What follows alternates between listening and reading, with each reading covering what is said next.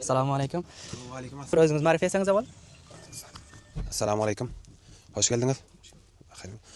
Özüm men Rusvali Qarqin Qariya Sho'rtepadan. Xayrlar nazariy bo'lgan. Shu do'konni achingiz necha vaqtdan bo'lgan, necha vaqt raqam ishlatyapsiz? Shu haqida bir ma'lumot bersangiz.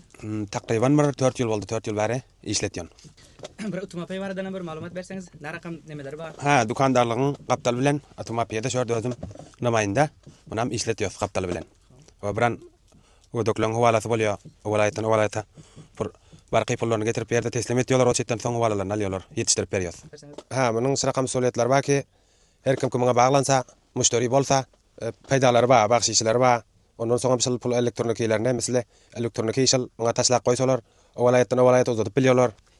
Dukanlara barsalar, şondan pardaq edib bilyorlar, tangitillari barsa pardaq edib bilyorlar. Bankalara ag'ishtirib bilyorlar. Va siraqa paydalari bor, pullari ko'nilmiyor.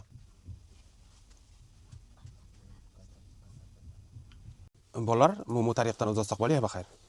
Hava yetishtirib berasiz. Mumu bor ekan, shundan bir. Mumungiz bor bo'lsa bo'ladi. Yaxshi bo. Shunda lemlar bor. Baxayr buni nima eding? Aqcha baryosingiz, Merkitda Sharvaliya baryosingiz. Namoyinda Yatumapi va o'sha yerdan borib olib bilar. Hava pul olmaladingiz. Ana bor. İşler antatil nimadan ekan? Ha, ishlar yaxshi bo'ladi.